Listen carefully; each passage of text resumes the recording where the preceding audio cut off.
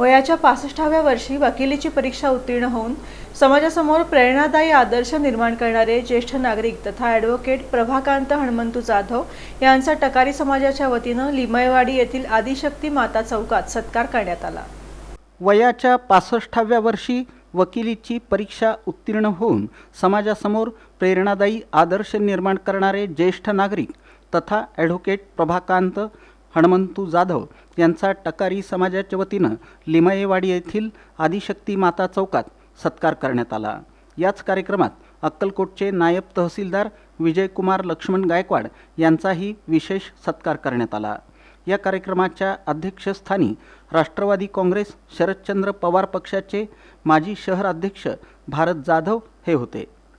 सत्काराला उत्तर देताना ॲडव्होकेट प्रभाकांत जाधव यांनी आपल्या भावना व्यक्त करताना सांगितले की सरकारी सेवेत असताना न्यायालयीन कामकाज पाहताना वकील होण्याची इच्छा निर्माण झाली होती, मात्र नोकरीच्या जबाबदाऱ्यांमुळे ती पूर्ण करता आली नाही।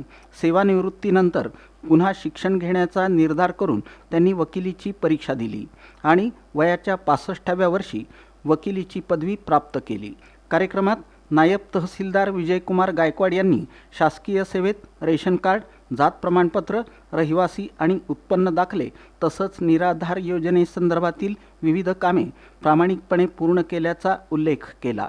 यावेळी राष्ट्रवादी काँग्रेस शरदचंद्र पवार पक्षाचे माजी शहर अध्यक्ष भारत जाधव, टकारी समाजाचे जिल्हा युवक अध्यक्ष शिवाजी महाराज जाधव, समाजसेवक दीपक जाधव, मरगू गायकवाड, शहर अध्यक्ष गैबू जाधव, जिल्हाध्यक्ष आर जाधव, लालू गायकवाड, कर्नाटक राज्याचे उपाध्यक्ष मरेप्पा गिरणीवडार, जेऊरचे सरपंच सुनील जाधव, कार्याध्यक्ष पवन गायकवाड, युवक अध्यक्ष विनोद जाधव, प्रभाकर गायकवाड, पिंटू जाधव, विश्वनाथ वनमारे, अंबादास जाधव, हरी गायकवाड, कृष्णा जाधव, परसू जाधव, आनंद गायकवाड डेरवाले, उपाध्यक्ष बसवराज गायकवाड, प्रवीण जाधव, नगरसेविका चैत्राली शिवराज गायकवाड, सामाजिक कार्यकर्ते शिवराज गायकवाड, ॲडव्होकेट जयंत गायकवाड, पत्रकार उपेंद्र गायकवाड यांच्यासह टकारी समाजातील अनेक मान्यवर आणि समाजबांधव मोठ्या संख्येनं उपस्थित होते।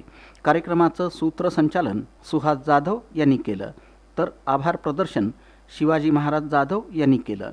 या सत्कार सोहळ्याला टकारी समाजातील नागरिकांची मोठ्या प्रमाणात उपस्थिती होती।